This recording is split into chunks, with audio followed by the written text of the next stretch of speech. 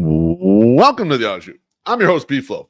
This show is being sponsored by our friends Punky's Pizza and Pasta, located at 2600 South Wallace, my personal favorite eatery in the neighborhood. They have the best selections of pizzas and pastas, as well as sandwiches and salads of any spot in Bridgeport. Currently, they have what they're calling the Pizza Happy Hour, Mondays and Tuesdays only, 4 p.m. to 9 p.m. You order a pizza from Punky's, and you get 50% off. Yes, you heard that correctly. 50% off of pizzas ordered Mondays and Tuesdays between 4 p.m. and 9 p.m. How in the world can you get 50% off the best pizza in Bridgeport? The Pizza Happy Hour, that's how. Hit the website, punkyspizza.com, for all your carryout or delivery orders, or to cater your next party. You can also call 312-842-2100. The Scarlotta family will take care of you. Punky's Pizza and Pasta. This show is also powered by you, the Loyal 108 supporter. Please subscribe to our YouTube channel. Feel free to tickle the undercarriage in the process. Like, comment, turn on notifications, and most definitely super chat, because that's how we get paid, and that's how we continue to make the content you know and love. Tonight's guest.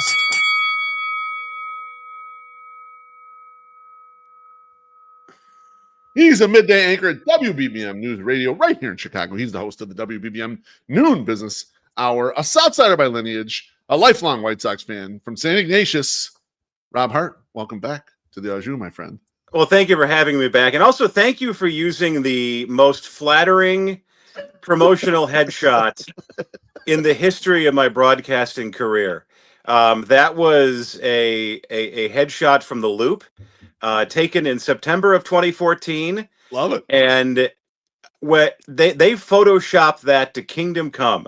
Like when that thing actually went live, people were like, what did you do? Like, what's your regimen? I'm like, no, it was the photo retouching department at Cumulus that made me the most handsome man I could be. So that's I use that on ID pictures. I use that everywhere, and it was free. That was the best part. I respect it. It's a decade later. You still look like it, Rob. So you're holding up good. I mean, I'll tell you that. You're holding up good so far, my friend. I wear that quarter zip all the time just so people can say, hey, aren't you that guy who used to be on the Loop a long time ago? You're him.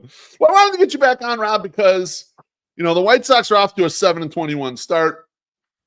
Not as good as we'd hoped, but not as bad as last year. So, whatever. But we talked baseball to death. I wanted to talk a little of the business side of what's going on with the White Sox. There was some chatter kind of early in the season with the Ishbia family buying up some minority interest. And so that got some light. But the thing we haven't heard a lot about lately was the main piece of excitement last year during the season. And that's the possibility that the White Sox might build a stadium in a neighborhood called the 78, which is very close to the South Loop.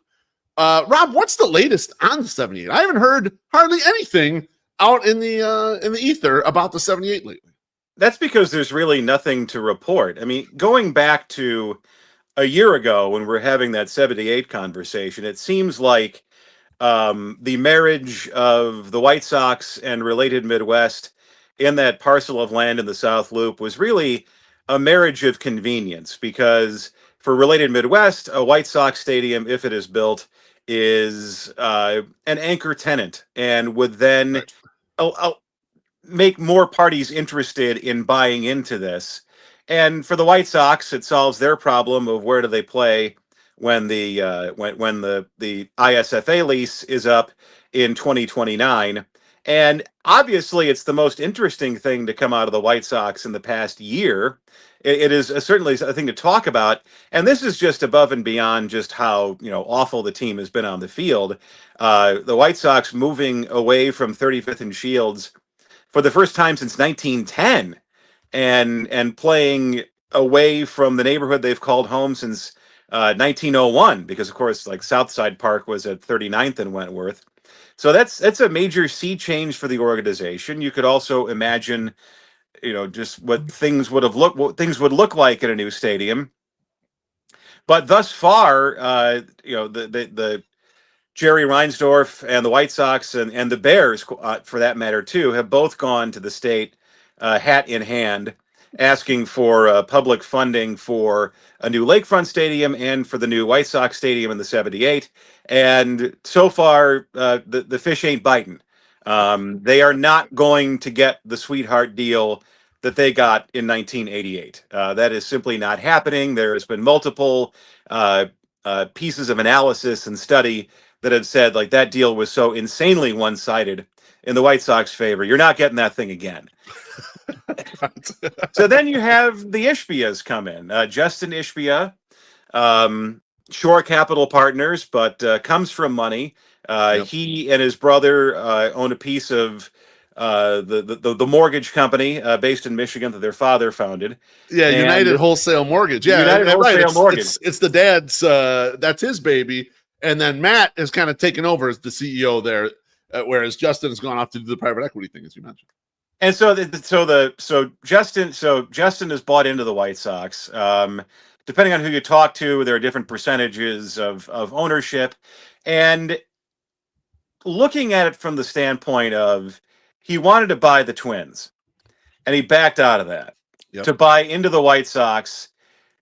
So clearly, it does make the White Sox future in Chicago that much more solid compared to maybe 6 or 7 months ago. I mean, think back to last fall when we were talking about the possibility of Dave Stewart, who was leading that Nashville baseball organization. Yes. The possibility of them leaving town was a little greater when that story came out. But you don't bail on the Minnesota Twins, a team you could own today. Right. Absolutely. To buy into the White Sox organization, just to buy into the opportunity of being first in line when there's a transfer of ownership, to then move them to Nashville. That just seems like one unnecessary step in the process. When you can already own a team in Minnesota and that's a slightly larger market than Nashville, but is nowhere near as large as Chicago. So we wait. We wait and see what this is going to mean. Yeah, you're right, Rob. You wouldn't take the purchase price of the Twins, which would be but be lower than the White Sox. You wouldn't forego that, buy the White Sox instead at a much higher rate, and then move it to a market smaller than Minnesota. It makes no sense as far as like the buyer. Like, why would you spend that much? You'd try to figure a way. Maybe you buy the Twins cheaper and move them to Nashville if you really had an intention to move to Nashville. I'm not going to say there's a non-zero chance they move because stranger things have happened, but it just seems like the White Sox future in Chicago is, as I said before, a lot more solid than it was 6 or 7 months ago. Now, let me ask you this question. So, the 78 has been a thing for a while. When I was a kid, I can remember driving by there, and if I'm driving northbound on Clark Street there was no Mariano's, there was no nothing. There was garbage there. It was kind of like Skid Row or whatever on the south side. And then on the left-hand side is where you have where the 78 is at, where it butts up against the river. That's been kind of an undeveloped area for a very long time. Am I totally nuts as a lifelong Chicagoan to think that at some point some public money's going in there for whoever's going to develop it, and that's kind of the holdup with developing that neighborhood to begin with? Well, it requires public investment just to get the infrastructure in place, because I remember that South Loop. I mean, when I was taking the train to Ignatius, the Rock Island would roll through there every day. And it's crazy to look at some of these condo buildings that are in the South Loop. One especially, and you see it from 16th and Clark. Now it's a great old loft condo building, but for the longest time that was like a cold storage warehouse. It was like a Meadow Gold Butter. Like there was the big sign for Meadow Gold Butter. And on the west side of the tracks, it was nothing. It was abandoned rail yard space, and then they built up the Target and the movie theater and all that stuff. But the portion that is now the 78, I may have mentioned this on the show before, but that was the coach yard for Grand Central Station, which was one of the many railroad stations that served Chicago, and it was demolished in 1971.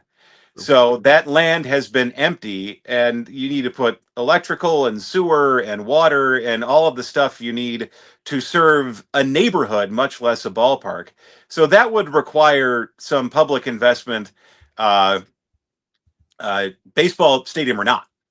And that's already on the table. I mean, I looked at this is the level of research beef that I put into my podcast appearances. I appreciate it, Rob. I looked at the TIF application for the 78, and there will be public funding for water and sewer and all the infrastructure you need to make this neighborhood work.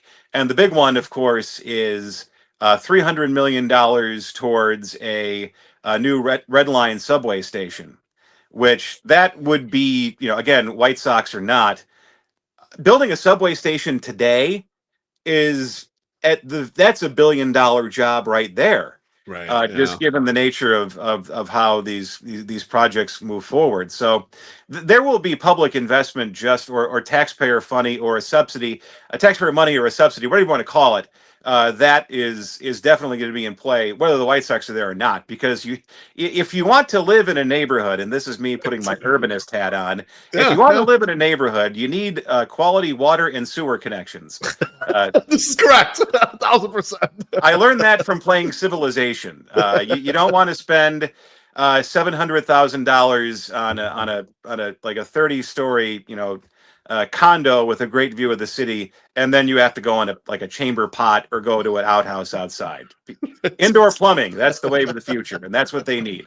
That's absolutely. Now I want to go over a couple terms that we mentioned in the early part of this discussion we've had. Number one is anchor tenant, and I think just to simplify for anyone who's watching who doesn't know much about real estate or whatever, an anchor tenant just means you want a substantial sized tenant who is going to help you draw other people to that area. So obviously, a sports stadium is an example of that. It doesn't have to be that, but like if you let's say you happen to be in the data center business, if you can get Amazon to be in the main part of your building, that's an anchor tenant. Someone big, substantial, someone that could show, hey, the marketplace, this is good. This person is in here, and so right now, without an anchor tenant, it's a little tougher to just build up a neighborhood from scratch. Usually neighborhoods kind of like evolve. They don't really you can't just plan the neighborhood and say, oh, everyone's going to come there. So that's kind of like the thought behind the anchor tenant. And also the 78, I think, is one of 4 parcels of land that they're waiting for that anchor tenant. They're waiting for that development to come in, because before the White Sox expressed interest, the University of Illinois was going to build that Discovery Partners Institute. Yep. They have since decided to move to the quantum computing campus, which is supposed to go at the U.S. Steel site on the south side. And we've spent a decade trying to make Lincoln Yards happen. And yes. half of that land, one half of the land on the north side that used to be Finkel Steel, that went to the bank. And also it went to a different bank. The former Bank of the Ozarks now owns half of that piece of land. And there's a lot of questions now about what's going to happen with the Lincoln Yards development now that Sterling Bay is not 100% in the driver's seat. And on top of that, you have the Michael Reese Hospital site, which in the 20 years I have been in Chicago media as of October, it was supposed to be a Bears stadium. It was supposed to be the Olympic Village for the 2016 Summer Games. There's another really great architectural rendering for what it could be, but that one has yet to really develop any traction. So we had heard casino for a little bit. That's not that far from me. We heard casino for a while, and then we're like, oh no, that's not going to happen. The 78 was going to be the casino. The Michael Reese Hospital site was going to be the casino, and now it's the Chicago Tribune. It's the place where I used to go, and you get that sample newspaper that rolled right off the presses, and now it's going to be a casino. That's correct. And the other term I wanted to mention was TIF, which is tax increment financing. And that the rough idea here for people watching is what they're going to do is, yes, the building up in a certain area is probably going to increase the general value of that area, and you're going to get property taxes related to it. What they do is they chop off a piece of future earnings and say, we're going to put that into the project here. We're going to give it some legs. And then, kind of that money is already spoken for, gets paid back later from the property taxes. And so that for sure is going on here, like you were mentioning, Rob, for the infrastructure, because they're not going to be able to do anything without all the infrastructure. It's just not, it's untenable to have anything in this area, as you mentioned. So, and I think you will see if they do build a White Sox stadium, this is my educated guess, and I think this is where maybe the Ishbias come in, where you use their wealth to finance the ballpark, and that the ballpark is built exclusively with private funds. So everything that is future White Sox ballpark is built with private funds. But you see this in Washington today, where they just announced a new public-private partnership for the new Commander Stadium on the old RFK Stadium site. The team will build the stadium. The team will pay the $2 billion to build the stadium, but the District of Columbia, Washington, will build out all the infrastructure, possibly build a new metro stop, put parks around it in green space so the public can also benefit from it, or they can feel that the public is benefiting from it. And I would imagine if the White Sox do land in the South Loop, I think that's how it goes. That's where this lands eventually. And I like that thought process, Rob, especially because we mentioned the Ishbias, their personal wealth. But not only that, what they have that the Reinsdorfs kind of don't have in a way is that with Justin, with his connections in private equity, he has the tentacles out to limited partners, investors all over the place, public and private pensions, potentially sovereign wealth. You can't look up who their LPs are in full on the website, but you could just imagine kind of where money comes from. And those parties may be interested in investing in something like this, an income producing property of that size. You could probably sell to a lot of investors. And so it wouldn't just have to be Ishbia's cut a check for the whole thing. It could be Ishbia's know enough people that are interested in buying in here that they kind of set up the situation. But you're right. They could get this done in private money, in theory, just based on the fact that they have the mortgage company that's substantial, and then they have all the private equity stuff, in the connections there. And so it's an interesting way to think about it, especially when we were thinking about this 12 months ago, where we were like, well, Jerry don't have the money. They're not going to. They're at a standstill. He's looking at them. Give me some public money, and they're like, "Well, put some of your money in there." He's like, "I don't have enough to get in there." Well, I think with you got to remember the reason why they're doing this in the first place, and that is the economic model that made Jerry Reinsdorf a very successful owner is starting to fall apart. And that is you have a regional sports network, you have a deal with the cable company where your team is getting hundreds of thousands of dollars per game, and every cable subscriber in the Chicago area is essentially buying a $35 ticket to your games, whether they are familiar with the White Sox or not. It was just the source of free money that, I mean, the sports owners did very well. It's not just Jerry. I mean, I think you're going to see a lot of economic disruption throughout Major League Baseball as some of these teams that were riding off of cable TV money learn to live without it. And so you have that, and then Jerry has the sweetheart of a deal for the stadium in which he's a tenant. He's not responsible for paying off the bonds. He's not responsible for maintenance. All he does is pay rent. And so those models are breaking down. Governments are not handing out stadium subsidies to the degree that they were 15, 20, 30 years ago. And so the reason why they're building out, putting the ballpark in a entertainment district is that you can use all the money generated by the hotels and by the rent from the office buildings and the concert venues and all of this stuff that's going on in the neighborhood 24/7, 365 outside of the baseball season. That is your new source of revenue for the team, replacing the money that Sports Vision or Comcast Sportsnet or Fox Sports Chicago was giving you. And it's interesting to see how that evolved, because you may recall, like 14, 15 years ago, there were a couple of teams that happened to have their rights deals come up at the moment when TiVo and time shifting and DVRs were really doing a number on television audiences. Like if you wanted to watch Grey's Anatomy on Saturday afternoon, I'm just using a show that was on the air at that time. Good pull. You could watch like 5 of them that you had recorded. And but live sports was like DVR proof programming.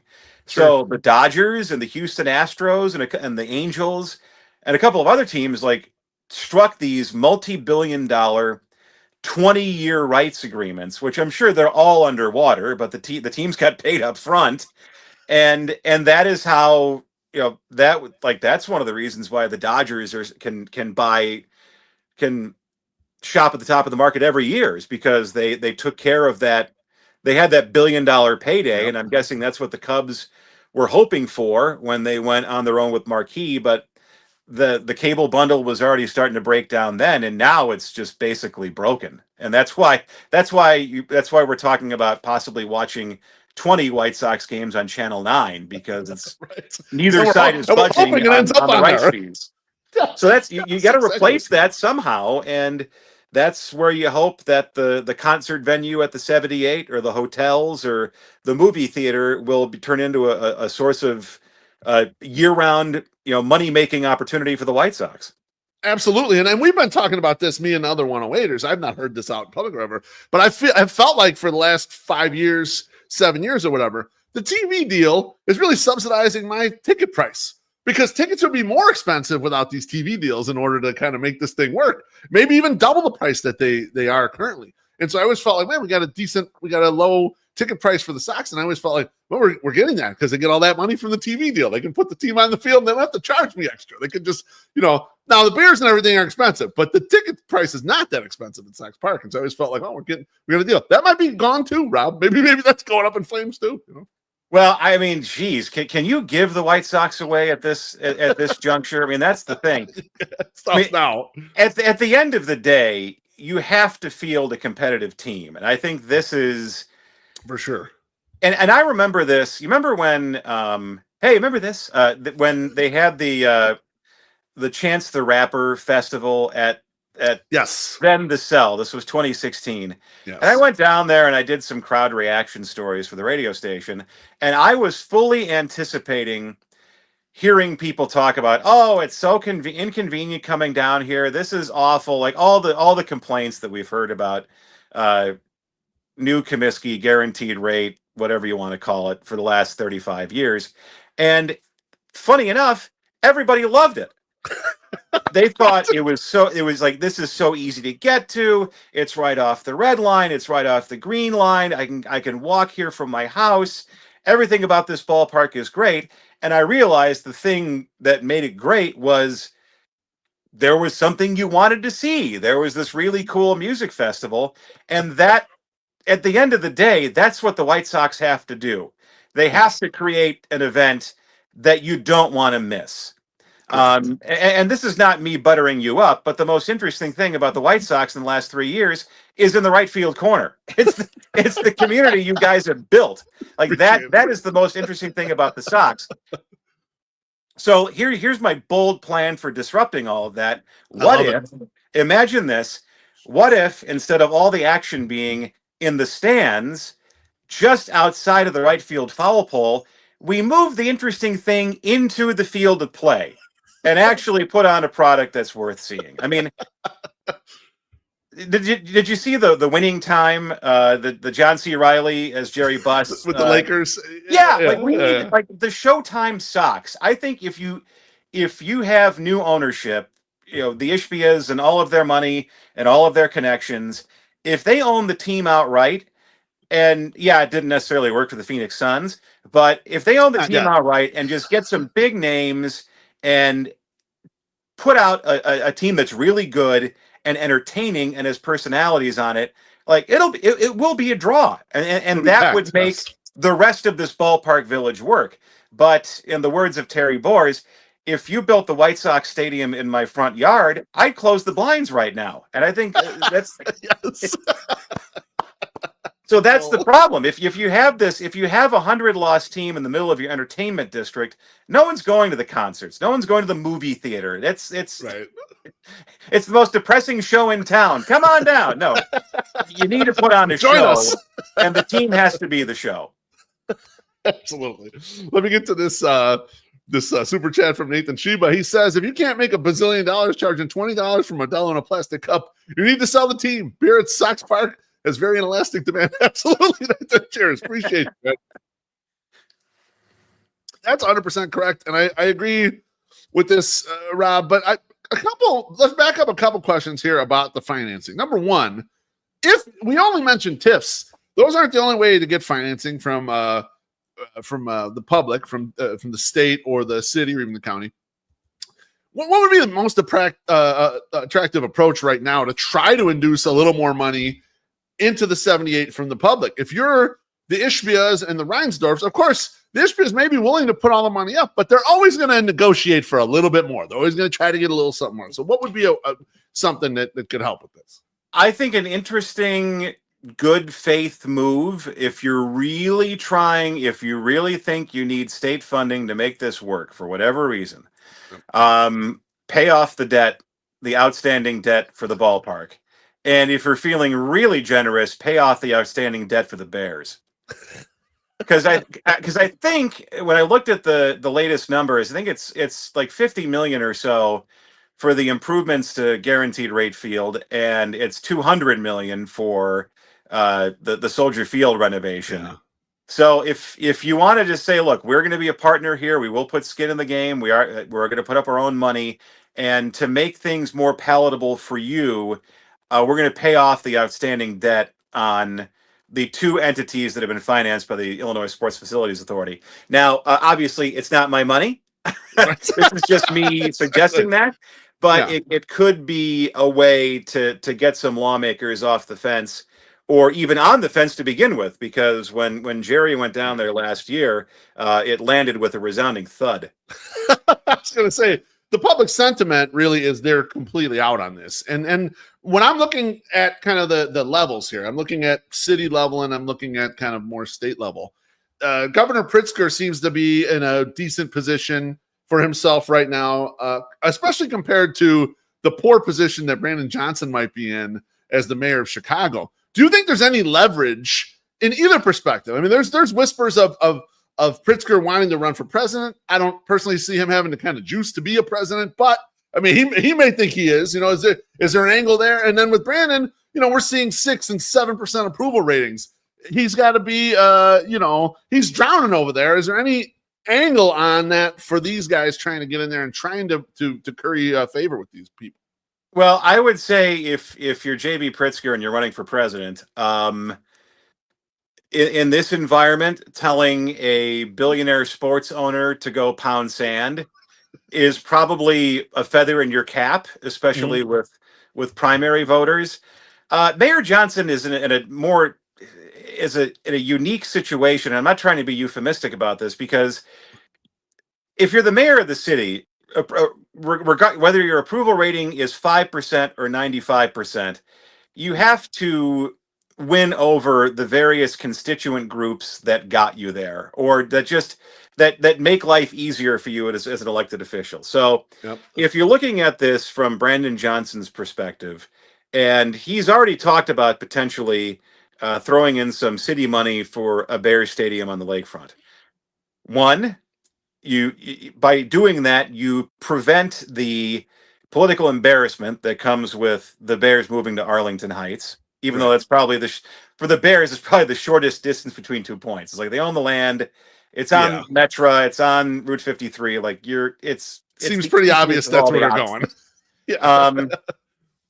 And if you're trying to make this, if you're trying to sell this to various constituent groups in the city, Labor has already said we love the idea of building a White Sox stadium at the 78 because it's a job for a lot of union contractors and union skilled tradesmen. You know, that represents work for a lot of people. So that would be probably the sell for Brandon Johnson in putting some city money in there. But once again, you got to understand we're staring down. You know, we don't know what's going to happen with tariffs. If there's going to be an economic downturn that is going to really hit the tax revenue that the state and the city bring in, we don't know yet just what the office recovery is going to look like, because people are definitely back downtown. I mean, I see that every day when I'm walking to the train. But the office vacancy rates, a lot more Tuesday through Thursday and less on Monday and Friday. But yes, people are back downtown. Yeah, I mean, people are back downtown. So. But we don't. There's still lots of Loop offices that are downsizing or moving. You have a lot of buildings that are empty. I mean, LaSalle Street, that's going to turn into a residential area. And then there are bigger, more pressing issues for the state to tackle, and that is how do you fix the funding formula for the RTA and for public transit in Chicago? So there are a lot of bigger problems that need to be solved that affect more people. And if there's an economic downturn, if there's no money for the White Sox today, if there's an economic downturn, there is certainly no money for the White Sox in the future. Yeah, 100%, I agree 100%, Rob. That's a great point there. Now, you mentioned Illinois Sports Facilities Authority. I also took a peek at their annual report because I was like, well, how much are these bonds? And you laid it out nicely how much they have out there. And they're really, a lot of their revenue is just that hotel tax revenue that Jerry was talking about. He wanted switched over to the 78. And it's like, well, I think they kind of need it. They got debt service here. They're not going to be able to just hand this off to somebody else, like. Hotel tax revenue is what, $10 million? Yeah, it's not kind of a drop in the bucket. and now the Bears and the White Sox, and don't forget too, the Red Stars, which are owned by Laura Ricketts, they're not very thrilled with their arrangement at SeatGeek Stadium out in Bridgeview, so they were possibly getting in line for ISFA money. It's just, if you're doing it for one, you should probably do it for all, and that would probably requiring restructuring the Illinois Sports Facilities Authority and really upping, how much it can borrow. Well, that's what I was going to ask you. Do you see them having an involvement with the project at the 78 as it gets going, or do you see them more as like, look, we did this in the past. We have outlays at Sox Park and at Soldier Field, but all we're trying to do is get this paid down and get out of the business of doing this? Or do you see them getting their hand in all these places and starting to have further involvement? Because from what I can tell from their website and their financials, their involvements are 35th and Shields over here, and then also down on the lakefront for Soldier Field. I didn't see anything else, but there could have been more stuff there. I mean, that's a very good point. I mean, you have the White Sox and the Bears that took advantage of the state financing. You have other teams that would like to be involved in that, but then you have the Bulls and the Blackhawks, which built the United Center with private funds. And once again, this is a case of Jerry finding a partner. I mean, that was getting the Wirtz involved. Like that was the secret sauce in the United Center, and that's the reason why the 1901 project around the UC is going off, relatively easily, because they have a partner with deep pockets who can allow them to spend the money. So that's kind of, I would imagine that's the Ishbia's role in this, if they do have a role. That's right. And then the Cubs, the Ricketts, it wasn't for a lack of trying, but I think the only thing they got for renovating Wrigley Field and rebuilding the entire neighborhood into that ballpark village that just gives them money all the time is it's always packed too. is they got a property tax break for renovating a historic property, but they tried to get city money, and then there was a blow up between Rahm and Joe Ricketts over some anti-Obama fundraising in 2012. So that they paid for it out of their own pocket, and you got to look at these other teams. They can. How come, if you're the Cubs, how come you can compete with this stadium you funded out of your own pocket, and you're servicing the debt, you're paying off the bonds, you found a way to make money, and then you have other teams like the Bears and the White Sox who are asking for not only public funds to build a stadium, but to build it again. It's not the first time, right? You had the entire redo at Soldier Field there when it turned into a spaceship, and that was from that. And then obviously they have. This ballpark's not that old, although it is old from a standpoint of like everyone's been building new, and so like you look at it as like a relic from that point of view, and also the build style. It's not the retro build like the rest of them, but still, it's a crazy question. It's wild that they feel they can ask it. I mean, I guess you don't ask if you don't get. And in the words, gets the grease, all that stuff. Yeah. It's like, and if in the words of one of the great lawmakers of our time, Senator Clay Davis of the great state of Maryland, I'll take any MFer's money if he's giving it away, and you don't know unless you ask. That's very true, absolutely true. Now I want to jump on the Related Midwest. So Related Midwest currently, they are the landowner, I believe, at 78. They're a developer by nature. That's what I think the business is. Do you see them being integral in this transaction, Rob? Do you think that their plan is ostensibly to hold on here and be the developer and kind of get their points on the package, if you will, if we're talking a little wire, to be part of the project? Or do you think at some point this changes hands again and there's an outright buy or anything different with the Ishbias coming in? I mean, right now with Related Midwest, I mean, that's the reason why the White Sox are there in the first place, is that they bought this land, they wanted it, the development, and you've seen the renderings, without the stadium. And even in that case, they have yet to find somebody to bite on it and build out all of those condo buildings and office towers and stuff like that. So it's really, question one is, do the White Sox actually go there? And question two is that enough of an enticement to build other stuff? And do you build the White Sox stadium and do you build the Fire stadium there? Do you build the White Sox stadium and do you build a ballpark village? A lot of this hinges on, where the White Sox land. And honestly, you can make a compelling case for staying where they are and doing all of that stuff in the parking lots. Yes, you can. Yeah, absolutely, you can. That was kind of what I was going to get to next. But before we do that, what's the normal gestation? Let's say they decide tomorrow, we got the money in, we're going to start building the stadium. How long would it take to get the 78? If we were like, oh yes, they're going to do it, how long are we looking at here? Is this 3 years, 5 years? What's kind of the normal timeline to do this? I would say they would be 2030 at the earliest, 2031 more than likely, because that's the Washington timeline. They hope to be the Washington football team / Commanders hopes to be in the new facility by 2030. So I would say 5 years is probably a good a timetable as any. That makes sense. So let's jump back to your last point there. Let's say the 78 situation becomes completely untenable. It's not happening. They're not going to build there. What would it look like for the Ishbias to either extend the lease currently on 35th Shields, maybe to buy out the Illinois sports facility outright? Like, I agree with you. And as someone who lives in Bridgeport and I'm steps away from the ballpark, I love the ballpark being right where it's at. I can walk to the game. I make 70 games a year. It's good for me. But what are the realities of the potential of, they don't go anywhere. They ask for some TI money and they stay right there. What are you seeing? I mean, you live there. I live there. So I was at 37th and Normal for 5 years, and now a year before that, I was at 36th and Parnell, and so I went 2 blocks away from the ballpark.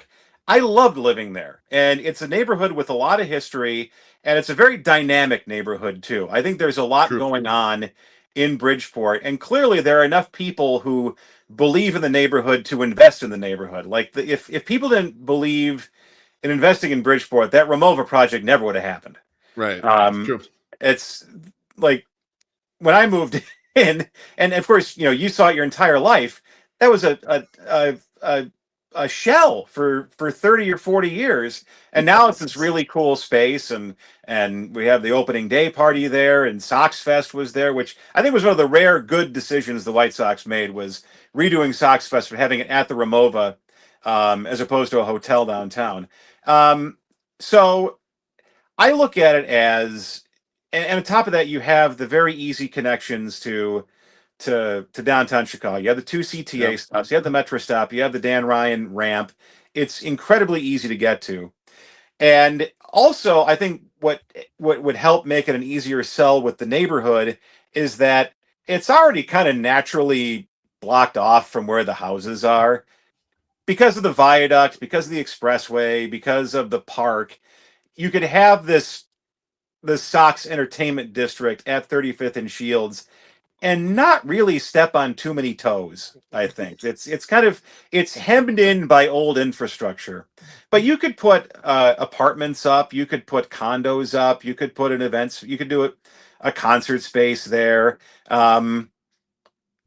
I think if you build this kind of village, there's all this idea like, let's have these like big barn type bars where you can pack 1,000 people in there, and why not more put in some corner taverns in this development? Like, I was gonna say, I mean, a great new sponsor of us is Cork at the Park. More spots like that just plop them in if you want to do that. If you want to have more saloons, more places like Turtles and Cork and those places, and Shinnick's and the smaller. Oh, I love taking people to Shinnick's because it's a true corner tavern. The types of the likes of which we don't really see anymore. True. Where it's less of like, hey, we're slinging IPAs at you. It's like more like a third space. It's like an extension of your living room. Yep. Like that type of a corner tavern establishment. You put 2 or 3 of them in this, Sox development, and I think you have enough people who want to live close enough to downtown and want that easy connection to the loop that you could definitely make it work, and it doesn't come with a $3 billion price tag. Correct. Now, right. here's the real question is, in this scenario that we're portraying here, do we keep the ballpark where it is, or do you build a very 21st century Comiskey Park on the site of the old one, and then you put all the developments on top of where the rate is now, and then you do what they do in Milwaukee, and then the field is basically like a park. It's kind of like a place where kids can play. I mean, there's just so much stuff you could do in Bridgeport without moving the whole kit and caboodle 1 mile north. Yeah, absolutely, Rob. And I like that thought process. And you mentioned it. The way you position it, you probably won't even have that much disruption of the current neighborhood. If you flipped it like you're talking about and put the ballpark on what is currently Lot B, where the old ballpark used to be, and then you put the other stuff further south there, you're not really going to disrupt the neighborhood much anymore, but you may get neighborhood traffic going to the establishments there.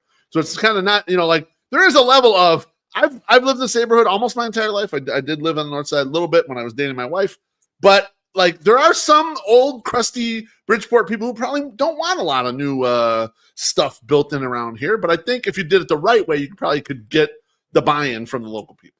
Yeah, I mean, I think for people who live close to the ballpark, it was when I lived there, it was my favorite ritual of the year because it told me more than anything that warmer weather was on the way. Was the day the parking stickers were available, and you go to the alderman's office to get your guest placards and your stickers for your car. So I think everybody's kind of used to the ballpark being there, but I think every neighborhood has a crusty old people who don't want change. They don't want new stuff. Exactly. I mean, I had these neighbors, and I'm not going to name names because maybe they're listening, but I had these neighbors on Parnell. This was my favorite Bridgeport story of all of them. It was a guy, he was a plumber, he lived with his mom, and his dad got kicked out of the house, but he slept in the car in front of the house. Like he didn't go away. He just stayed in the car. Like he can't live at home, but he's going to live right here, right? He's getting very close proximity. And he had a parking sticker on because you don't want a ticket in your house car. Exactly. Love it. You mentioned going to the ward office and getting the stickers and passes and everything. They've really tightened that up, Rob. You used to be able to go, and I could go and get all the stuff for my house, and then my wife would go too, and we'd get extras, and we would hand out stickers to people. We had a lot of extra passes. Now they send it to your home. You don't get as many. You get just the amount of stickers as your cars, not a bunch of extras that you can give out to friends. And then the passes, they've really gotten short on the passes, man. They give you like 5 that you can give for a whole season to people, and then the rest of it's just like day of. I miss the old days when you can get a lot of stuff and all your friends could park on the block when you were going to a game. And also, I mean, speaking of third spaces, it's kind of a bummer. Anything happened with Shallers recently, or is it still waiting for something to happen? It's still vacant. My daughter and I will drive by there in Halstead. We'll like drive by Dunham Park or whatever and drive by there. Still nothing going on. It's a shame. It's a shame that's still just sitting there. There's not all the history there and then nothing. It's brutal. It's such an interesting neighborhood, and on top of that, like I don't know if the lamb and veal place is still there, but I won an award for doing a story about it was the last meat processing facility in the stockyards when it was on Pershing, and it's just like the history of the neighborhood. You have the stockyards are there, or what used to be the stockyards are there, like what's left of it. Right. I always would say, like, you want to drive down low? Here's Richard J. Daley's house. It's brown bungalow. It's still there. Still there. Yep. You'll notice there was a police station and a fire station at the end of his block. Just like like just driving around, you just say like, this is all, and they'd realize like, I had no idea this was here. And they would, start to appreciate just how cool of a neighborhood Bridgeport is. I recently was, I think the name of the book was called The Boss. It was Mike Royko's book about the old Mayor Daley. I recently listened to it, and I had no idea, having lived in Bridgeport all this time, how big of a deal the Hamburg Club was with regards to its like political power. And I was telling my brother the other day, I'm like, man, we're two Mexican kids, and we always used to go play with our friends basketball in the Hamburg Club. I'm like, couldn't imagine that when it was first coming up. Yeah, that's one of those things. Like, we'll tell you all about it, but just don't talk about what we may or may not have done in 1919. That I remember I would every now and then I'd have to go to the CVS at 31st and Halsted. I'm like, it's a nice day. I'll go walk, and I'd walk past like, holy crap, there it is. There's the Hamburg Athletic Club with its deep history in the neighborhood and a roster of very important people. Absolutely. Yeah, there's no question about it. One last question here. You talked a little bit about the Ishbias and what goodwill it could be to maybe pay off some of those bonds related to the stadium. I had a tinfoil hat idea. Let me know if you think it's totally insane.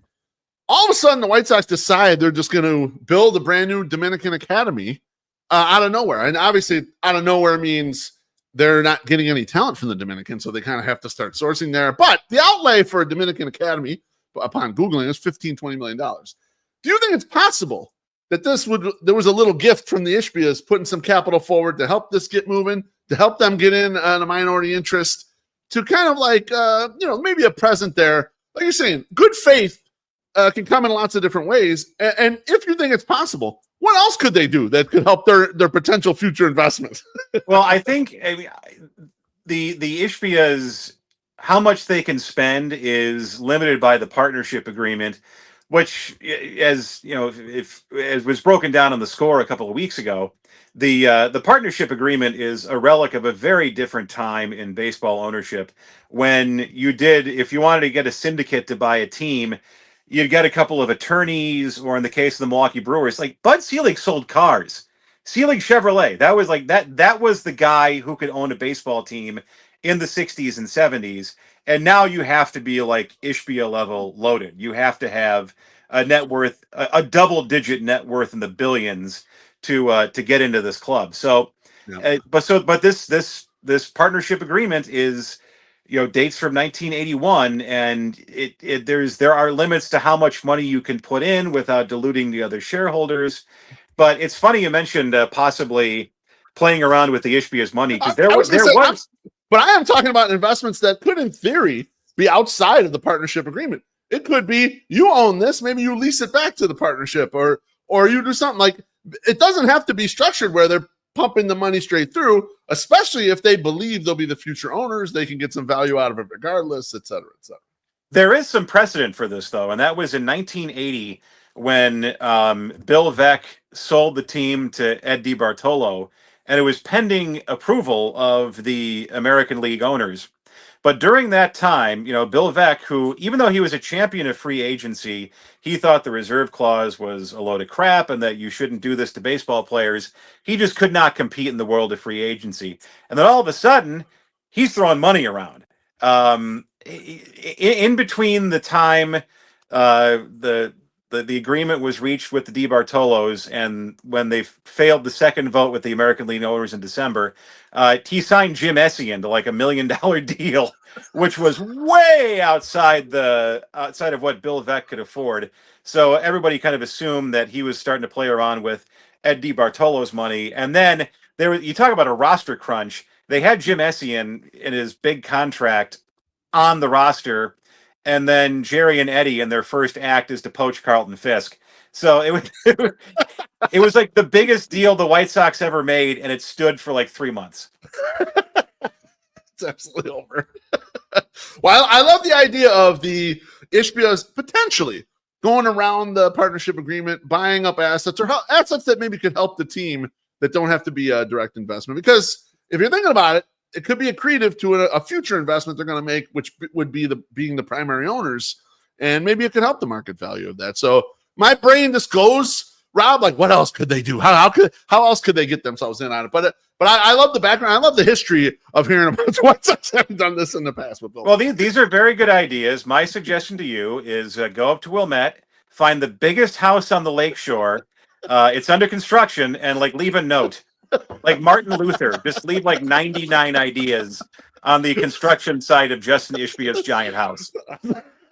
I love it. I'm going to do that. Maybe that'll be a 108 stunt. We'll do that before the end of the year. Rob, thanks for sharing your thoughts on the 78, the political climate for developing in Chicago, the Ishbias, and what happens to the current Sox Park. Remember, we ain't trying to be right on the show. We're just trying to understand. Anything you want to plug before you go, Rob?